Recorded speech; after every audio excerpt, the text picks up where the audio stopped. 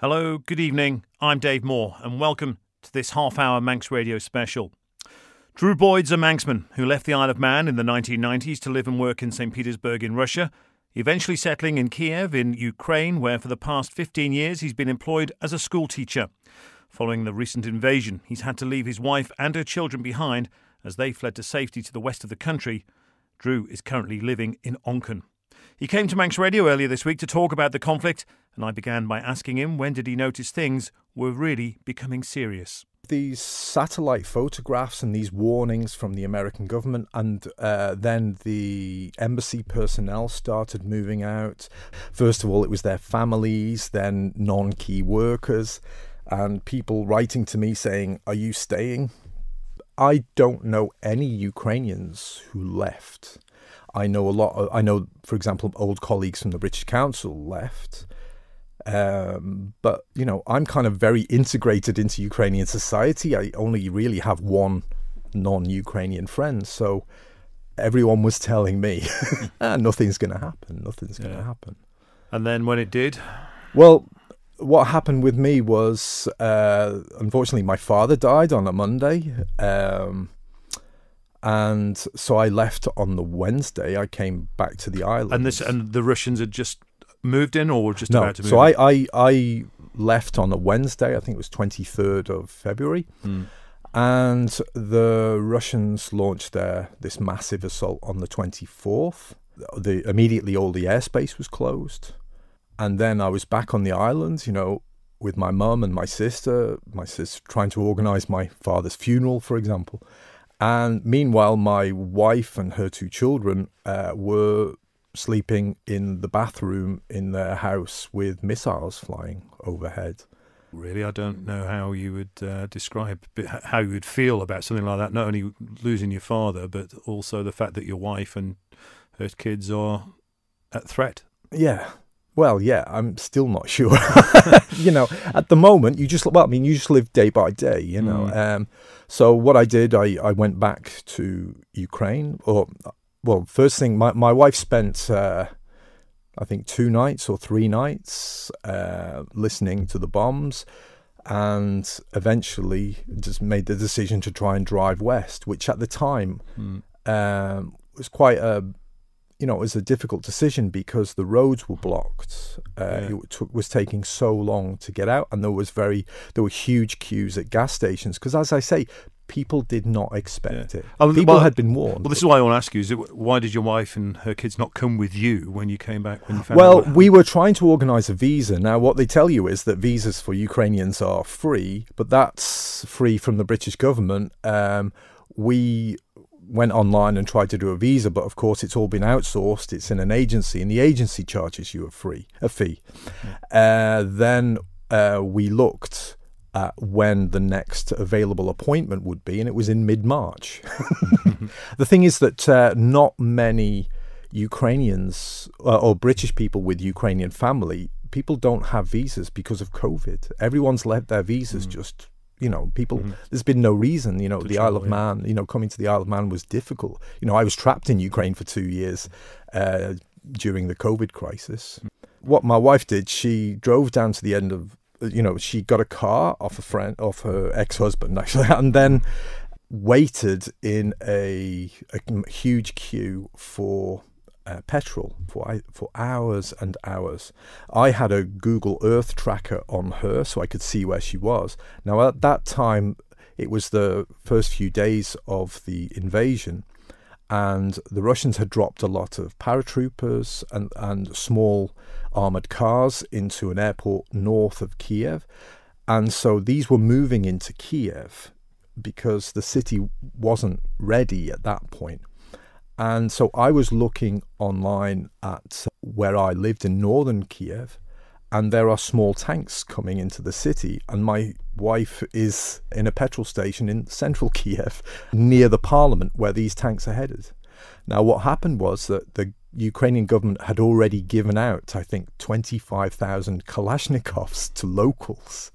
And they just obliterated this small group of special forces in these tanks. My wife, she waited, got petrol. Now what she did was she filled up the car And she also had 2 cooler bottles, each one 20 litres, filled those full of petrol, and then basically drove this car directly south of Ukraine, just to get away from the Russian forces. Any idea where she was going, or was it just to get away? Yeah. So she has families in the family in the far west of. That's where she's from, but she drove directly south because the road west was just blocked, and then she spent 3 days to drive across from the very center of Ukraine to the very, very far western border. I mean, it's difficult for people to understand, first thing, how big Ukraine is, and secondly, how bad the roads can be, there. But again, how old are her children? Well, the thing is, her son's of military age, Okay. and her daughters will be 13 in March. Okay, so still terrifying. Yeah, I mean, her son's a man, but so he can't leave the country, so she won't leave the country. Oh, right. Okay, fair enough. Because men from 18 to 60 are not allowed to leave Ukraine at the moment. So we'll just go back a little bit. So you'd come back because of the awful news with your father. Then when did you go back, and how did you try to get back to Ukraine? So what I did was I just flew to Manchester, then got a plane to Budapest. It was a guy I knew. I'd met him about 3 or 4 times, just watching football years ago when he worked in Kiev. He's from Manchester. He was living near Budapest, and he said, "I'll give you a lift to the border if you want." He gave me a lift to the border. That was the only way you could get into Ukraine. Yeah. Well, the thing is, I got to the border. There's huge queues of people trying to get out, and the border that I tried to get in, there was no pedestrian crossing. There were Ukrainian men trying to stop cars to ask people if they could let them in because they were going back to volunteer to join up to fight. And then me saying, "Excuse me, can I get in your car and cross the border?" Yeah. So I crossed the border. That took a while, to be honest. My wife's brother picked me up. I was very well fed at his place, and then I was taken to her cousin's. This is down in the south again, or no? This is in the far west of Ukraine, okay. and then I stayed. I spent the next 8 days probably at her cousin's place. Now, my wife, she owns a house there. I mean, it's her kind of that whole area. She's full of her relatives, so. She owns a house. She currently has 25 refugees in it, not including children, 6 cats and a dog. I'm guessing it's not a house designed to... No. But the thing about Ukrainian houses and flats is they're very used to kind of family members staying over. So they generally have like fold-out beds and sofas and... But she actually bought some mattresses, put some heating in because it was only really a summer house, and she's sleeping at her aunt's place. When I was there, I was in the cellar in her cousin's place in the same town, just walking distance away from each other. Reasonably safe? Yeah, Western Ukraine is reasonably safe, although the Russians 2 days ago did attack some airports there. They were kind of more, let's say, targeted attacks at airports rather than indiscriminately shelling apartment blocks as they have been in places like Kharkiv. We'll come back to Ukraine in a moment. So you spent 8 days there, then you came back for your father's funeral. Yes. Okay. That was last week. Yeah. So, But, I mean, that was last week. Okay, so, and that's why you're back on the island. Now, are you trying to get back to Ukraine, or what's your position at the moment? My position is I've lost my job, I've lost my flat, I've lost my stuff. And, I can do some work online. So basically, I don't have much money. I need to find some Do you want to go back? I'm desperate to go back to Ukraine. It's the place I realise now that it is the place I call home. It's the place I feel at home. It might sound strange, but I've lived there for 17 years. I like it. With work, from 2005 to about 2017, I used to do speaking exams in Kiev, like every second week, but I would also go to Kharkiv, Donetsk, Dnipro. I'd go to Crimea, Odessa, Lviv. Those are places I visited multiple times. I know Ukraine. I like the way the Ukrainians are, but I also like the dynamism, the way Ukrainians are trying to change their society. I mean, people in this part of the world often have the idea that Ukraine is some kind of new country that appeared 30 years ago. But actually, Kiev, if you think of Kievan Rus, it's 1,000 years old, or more than 1,000 years old. Kiev was there before Moscow, before St. Petersburg. It's an endlessly fascinating place. Ukrainians are amazing people. It takes a while to get to know them, but they are just incredible people. I mean, you saw what happened in 2014 and what's happening now. I mean, the personal bravery of people who will go out in Russian-occupied cities and demonstrate against tanks and people with guns. And that's a dangerous thing to do, but they're prepared to do it because Ukrainians want their own country. They have no imperial ambitions, no ambition. They don't want parts of anyone else's country. They just want to live, and they're desperate to be part of Europe. And over the last 8 years, Britain decided it didn't want to be part of Europe. That's right. But Ukraine is very focused on, we want European values, we want transparent legal system, we want a parliamentary system, and watching them trying to build their country.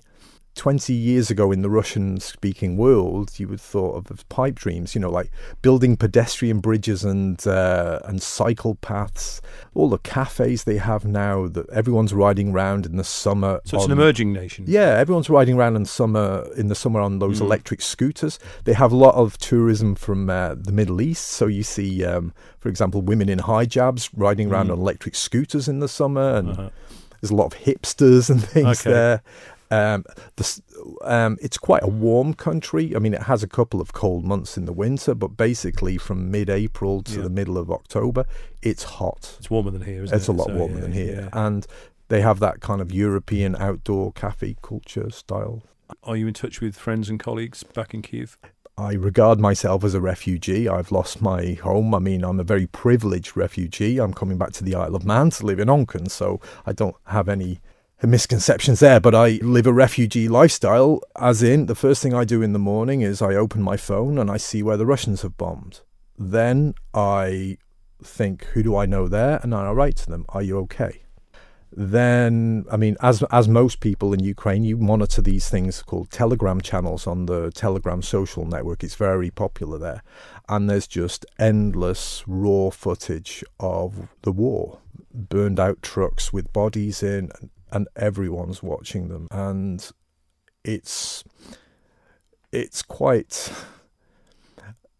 strange when you see a burnt-out convoy of Russian trucks and tanks full of conscripts who basically don't know why they're in Ukraine, and you are happy to see that because they are, on our Ukrainian land. Mm. And what about your friends and colleagues? You must be speaking with them directly. Yeah, they're telling you every day. I write to different people. I have also my students. I mean, I have a lot of students. I mean, we're not having lessons at the moment, but we're just in constant contact. Where are you? Are you safe? How's your family? Every day. The thing is that I get a lot of people writing to me from the Isle of Man or from Britain. How are you doing? What's going on in Ukraine? I kind of don't answer those questions because I just don't have the time. Because every time I see there's been a rocket attack on Severodonetsk, I write to my student Tanya, how are you? She's been in a bomb shelter for 19 days. Now her parents got her out. Her parents are still there, and they sent her to her grandmother's friend in a city in the western Ukraine. She arrived there yesterday and was shelled immediately. Oh, not shelled. There was a rocket attack. I'm sorry. So, and she said she cried all the way there, and she's missing her parents. And so, I mean, your friends and colleagues that I mentioned, are they moving out of the city? Are they bunkering down? Well, there's basically three groups of people, is how I'd see it. Is you have people with friends and connections abroad. No, they're leaving or have left already. So that's like 2 million people. Then you have the kind of people who are at my wife's place who have nowhere to go abroad or are waiting to go back to Kiev or to eastern Ukraine. And they're just waiting. They think they're going to go back. And then you have in cities like Kharkiv and Kiev where you have, the men are staying because men can't leave. But also you have all the old people they can't travel very well. So, for example, I have a good friend, Victoria, and in her village, it was occupied by the Russians. A lot of old people were shot by these Russians. The Ukrainians retook the town and evacuated the people, but her grandmother refused to leave. Now, so she stayed in the cottage, and then the Russians retook the city, and they haven't heard from her since. Wow. You know, so, and that kind of story would be endlessly repeated across kind of northern, southern, and eastern Ukraine. Your friends and colleagues, people that you've worked with, it's a daft question. How has their life changed? I mean, obviously it's changed, but how has it changed? Okay, so when I crossed back to come back to the island this time, I got a car with 2 women and 2-year-old kids. Now, the woman who's driving, 1 month ago, she was on holiday in Rio de Janeiro and Miami. She owned a very successful kindergarten in Kiev, in southern Kiev, and her husband was in business. Then the war started. She ended up in my wife's cousin's house sleeping above the garage with her kids, and then drove to friends in Germany. She gave me a lift, but so, 1 month ago she was holidaying in Rio de Janeiro, and now she's a refugee in Germany with no source of income. Wow. And her husband we zoomed when we were sitting. We waited 9 hours to cross the border, so zoomed her husband, and he's in a trench with a Kalashnikov, like waving his Kalashnikov at the kids. Oh, wow. Let's talk about the Isle of Man, because obviously as someone who knows the Isle of Man and Russia and Ukraine, what do you think of the Isle of Man's response? Well, I think people are trying to do the right thing, but I don't think people here understand the role that the island has played in what's happened in Eastern Europe since the 90s. An example was that in 2014, when Yanukovych left power, the day before he left, I think 70 people were shot dead indiscriminately in the center of Kiev. He left, fled to Moscow with they say up to $50 to $70 billion that he'd stolen from the Ukrainian national budget. And 3 months later, his planes were registered on the island. Nothing happened. Now, all oligarchs, or multiple oligarchs, have strong connections with the Isle of Man. Alexei Navalny's final full video report into corruption detailed the transfer of ownership of a palatial fishing complex in northern Russia from Alisher Usmanov, the now sanctioned oligarch, to Dmitry Medvedev, the former president and prime minister of Russia. He's also the head of Russia's largest political party. We should point out Navalny is Putin's biggest opponent. Yeah, and he's, after releasing this video, he got chemical thrown in his face. Then a few months later, he was poisoned with Novichok, and now he's in a Siberian prison. The Isle of Man has got strong connections with the oligarchs. The Isle of Man bears some in my opinion, the Isle of Man bears some responsibility for what's happened. It does not have clean hands. I'm not talking about individual Manx people here. I'm talking about the way the Manx economy works. Ukrainians, for the last 8 years at least, have been driving to make their economy more and more transparent, so that to try and end the corruption. And the Isle of Man has been on the opposite team. The Isle has been on the opposite team. Yeah, the Isle of Man, as I I've had students who've said, "Oh, you're going home for Christmas? Say hello to our money." I think that, and then you have things like, the yacht that was in Douglas Bay and the huge furore. But the government would now say that they are taking steps, and it may be too little, too late, perhaps. Yeah. But in terms of they are actually doing something about it now. are they actually doing something about it now, or are they saying they're going to do something about it? That's two different things. With terms of the shipping and the air registers and what have you. So, well, that horse has bolted. I mean, they've encouraged this, and it's Ukrainians are paying the price for, in some ways, what the Manx economy is based on. So what should the island be doing? Well, it's difficult. I'm not an economist. I don't know, but I think if they say, if they follow through on what they say, great.